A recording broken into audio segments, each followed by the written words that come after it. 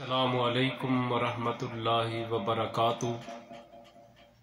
الحمدللہ رب العالمین، صدق اللہ مولانا العظیم۔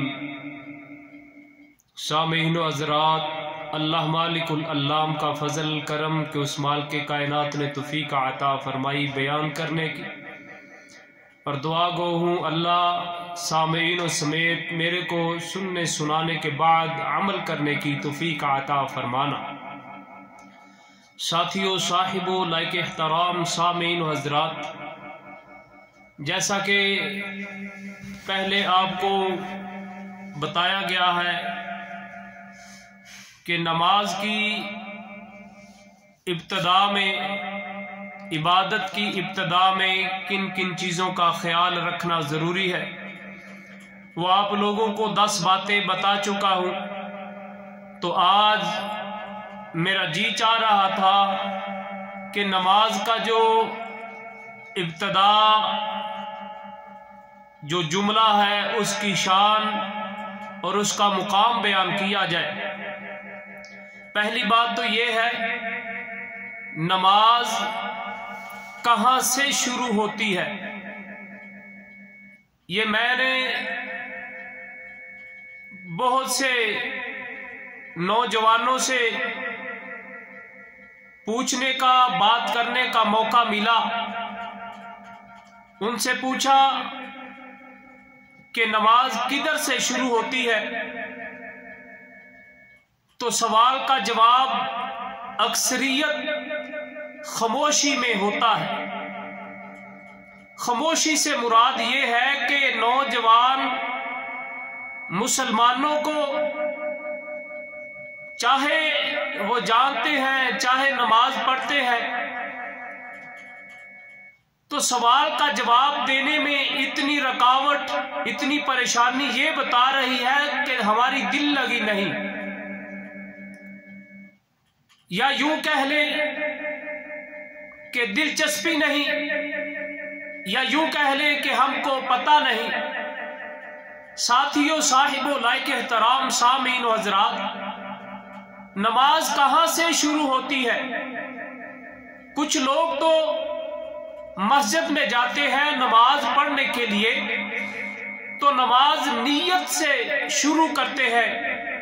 میں مسجد میں کھڑا ہوں، میں امام کے پیچھے ہوں، میرے آگے امام ہے، میرے سامنے لماری ہے، میں ظہر کی نماز پڑھ رہا ہوں، اللہ اکبر وغیرہ وغیرہ۔ یہ دین اسلام میں اس بات کا ثبوت نہیں ملتا۔ رہی بات نیت کی، نیت کا زبان کے ساتھ کوئی تعلق نہیں، نیت کا دل کے ساتھ تعلق ہے۔ زبان کے ساتھ اقرار کرنے کو کہا جاتا ہے، میں اقرار کر رہا ہوں، میں اظہار کر رہا ہوں، میں بول رہا ہوں، میں بیان کر رہا ہوں، میں خطاب کر رہا ہوں، میں بتا رہا ہوں، میں آپ کو سنا رہا ہوں۔ دل کا نیت کے ساتھ تعلق ہے، اور تمام کے تمام اعمال اور عمل نیت کے اوپر ان کا بہت سا گہرا تعلق ہے، یعنی انما الاعمال بالنیات۔ تو ساتھیو، صاحبو، کچھ تو لوگ نماز کی ابتدا میں بسم اللہ پڑھتے ہیں، یعنی بسم اللہ سے شروع کرتے ہیں، بسم اللہ الرحمن الرحیم، اللہ اکبر۔ یہ بھی حدیث سے ثابت نہیں۔ اس بات کو ذہن میں رکھیں، وہی عمل قبول ہوگا اللہ کے ہاں جو عمل جناب محمد رسول اللہ صلی اللہ علیہ وسلم نے کیا ہے۔ اگر نہیں کیا تو وہ اللہ کے ہاں قبول نہیں ہوگا۔ گویا ہم نماز سے پہلے بسم اللہ پڑھ رہے ہیں تو روکنے والا یوں کہتا ہے بسم اللہ نہ پڑھو، کیا وہ بسم اللہ کا انکار نہیں کر رہا؟ بسم اللہ کو نام ماننے کی بات نہیں کر رہا؟ یعنی بسم اللہ اللہ کے محبوب پیغمبر نے نہیں پڑھی، محبوب علیہ السلام نے جو پڑھا ہے وہ پڑھنا چاہیے۔ تو نماز کہاں سے شروع ہوتی ہے؟ نماز شروع ہوتی ہے اللہ اکبر، اس کو کہتے ہیں تکبیر تحریمہ۔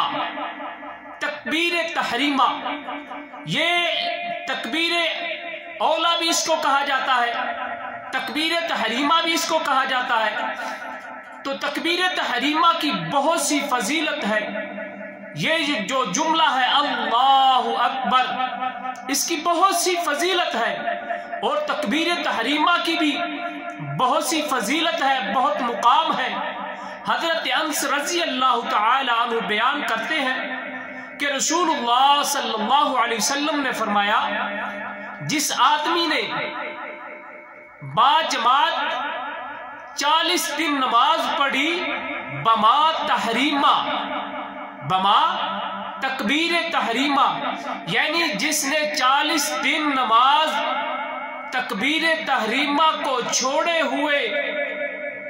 چھوڑنے کے بغیر ادا کی، نماز کو پایا تکبیر تحریمہ کے ساتھ، یعنی امام کھڑا ہوتا ہے اللہ اکبر کہتا ہے تو مقتدی نماز پڑھنے والا صف میں ہو، اس تکبیر تحریمہ میں شامل ہو، تو محبوب علیہ السلام نے فرمایا جو 40 دن بعد جماعت نماز پڑھتا ہے تکبیر تحریمہ کے ساتھ، اللہ مالک العلام اس کے نصیبہ میں، اس کے مقدر میں 2 آزادیوں کو لکھ دیتے ہیں۔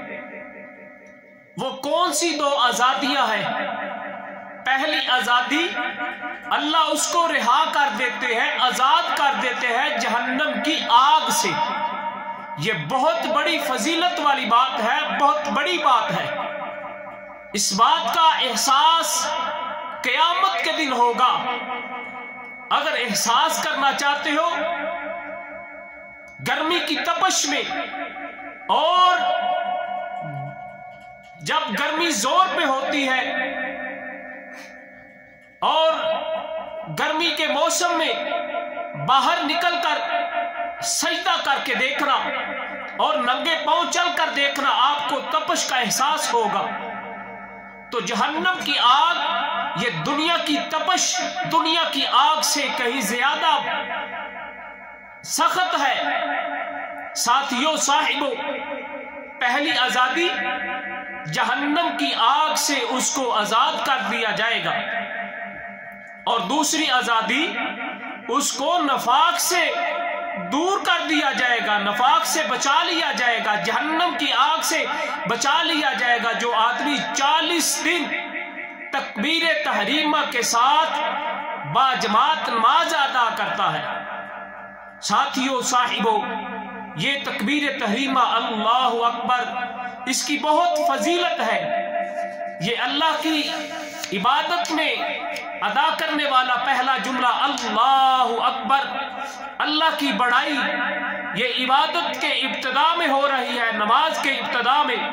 اور جب نماز ادا کرتے ہیں، قیام الگ ہے اور رکوع الگ ہے، سجدہ الگ ہے، تشہد الگ ہے، یعنی یہ الگ الگ چیزیں ہیں۔ جب بھی ان میں شامل ہوتے ہیں تو اللہ کی بڑائی کو بیان کرتے ہوئے شامل ہوتے ہیں، یعنی اللہ اکبر کہتے ہیں تو ہم نماز میں داخل ہوتے ہیں، اللہ اکبر کہتے ہیں ہم رکوع میں داخل ہوتے ہیں، اللہ اکبر کہتے ہیں ہم سجدے میں داخل ہوتے ہیں، اللہ اکبر کہتے ہیں سجدے سے ہم فارغ ہوتے ہیں۔ ساتھیوں، صاحبوں، یہ اللہ اکبر یہ بہت بڑا جملہ ہے، اس سے بڑا کوئی جملہ نہیں۔ اور محبوب علیہ السلام نے فرمایا جب آپ کسی چڑھائی پہ چڑھے تو اللہ اکبر کہا کرے، اور یہ جملہ کدھر کدھر بیان ہوتا ہے۔ اس جملے کی بہت سی فضیلت ہے، اس جملے کی فضیلت کو بیان کرنے کے لیے بہت زیادہ وقت کی ضرورت ہے۔ ساتھیوں، صاحبوں، لائق احترام سامعین و حضرات، یہ آپ کو ایک حدیث سنائی ہے اللہ اکبر کی، تکبیر تحریمہ کی۔ اللہ سے دعا ہے اللہ ہم کو صحیح معنوں میں سمجھنے کی توفیق عطا فرمائے، اللہ عمل کرنے کی توفیق عطا فرمائے۔ اللہ جو سنایا اپنی بارگاہ عالیہ میں قبول فرمانا۔ وآخر دعوانا ان الحمدللہ رب العالمین، والسلام علیکم ورحمۃ اللہ وبرکاتہ۔